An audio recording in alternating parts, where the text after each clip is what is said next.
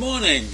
It's Friday, February 17th. And it's a good day today because I got several software issues straightened out this morning. Last night I started working on them and I couldn't get it finished, but this morning I cleared up a lot of stuff. So I am now prepared to continue with my ranting activities with a clear head. And it's quiet today. For the first day or two in the last 3 or 4 weeks, we haven't shot anything down. So could that be that the aliens have decided that messing with Earth is not a good idea? Or are there many others who are looking at what we are doing and trying to figure out how to send something that we won't see? Do you believe that China is at the forefront of all of the invasions of our space? Are they so worried about us that they are trying to steal secrets from our nuclear sites? I'm not sure that that's all there is to it.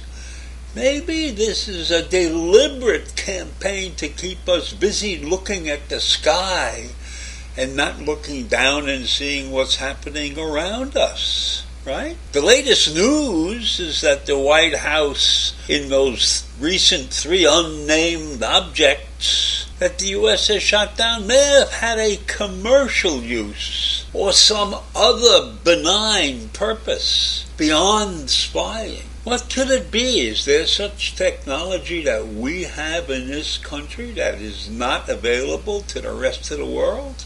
I think that's true, probably, but I think that's a heck of a way to get it. I'm sure that there are many corporations in the U.S. are willing to do business with people if they want to pay the whole price, you know? The Chinese government has said that its 60-meter-high balloon that flew up over the U.S. was a civilian unmanned airship, had no military criteria associated with it. Beijing said its purpose was weather observation, and it really strongly protested the downing by the F-22 fighter. And as somebody, as Herb pointed out yesterday, every time we shoot one of these things down, it costs us $450,000. But $450,000 is dirt cheap in the big scheme of things if these things are stealing secrets or planning to do some other evil thing in the U.S. The $450,000 is cheap compared to some of the money that we piss away by not watching what's going on with the relief funds that we sent out, and that cost us $60 billion.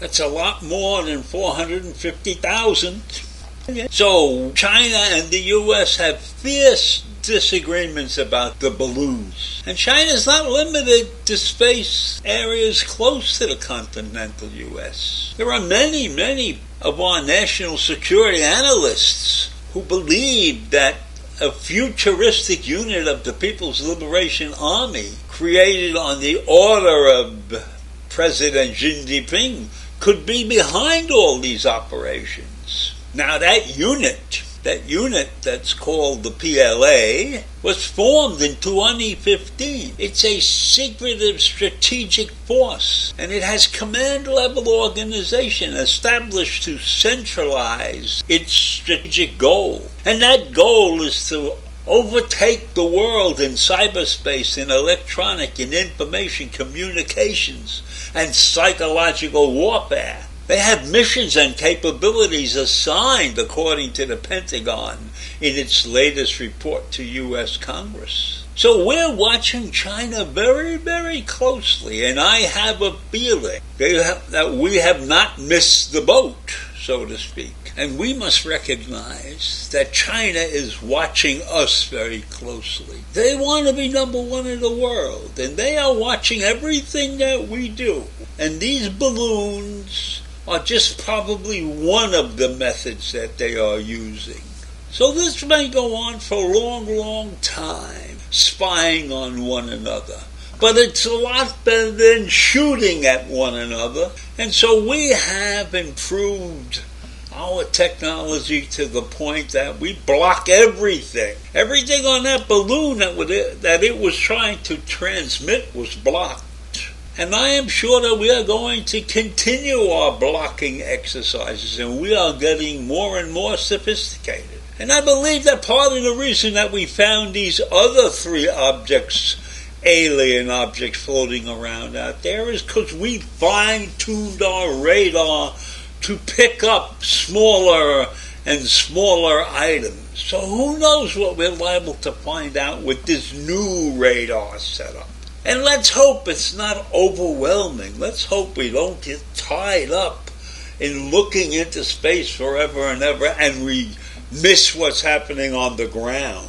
You know, if you keep looking at the stars, you don't necessarily see the water that's leaking or what. Those kinds of things. So this is a tremendously complicated intelligence operation. That's what I have to call it, an intelligence operation. We have to keep our eyes on the entire world and recognize the fact that there are many countries out there that disagree with our way of life and would like nothing better than for us to fail. But on the other hand, we have many who desire to be like us. And so that's a combination that we in the United States have to appreciate, but on the same scale, we have to always be on alert. So it's great to be a world leader, and it's great to have people look up and respect you and wish that they could do what we do in the United States. But we have to be on guard because we don't want to lose the edge that we have. And there are many who probably resent the fact that we are sticking to our guns, so to speak. But I think we need to do that. We need to maintain our independence, and we need to be wary of the rest of the world. And another thing we need to be wary of is the insanity that is ripping this country apart right now. We need to get our act together as expertly as we have gotten the act of watching our back to the rest of the world.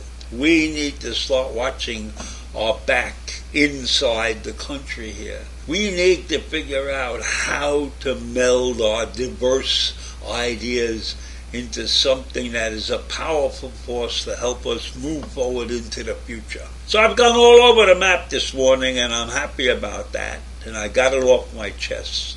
See you in the morning. Bye.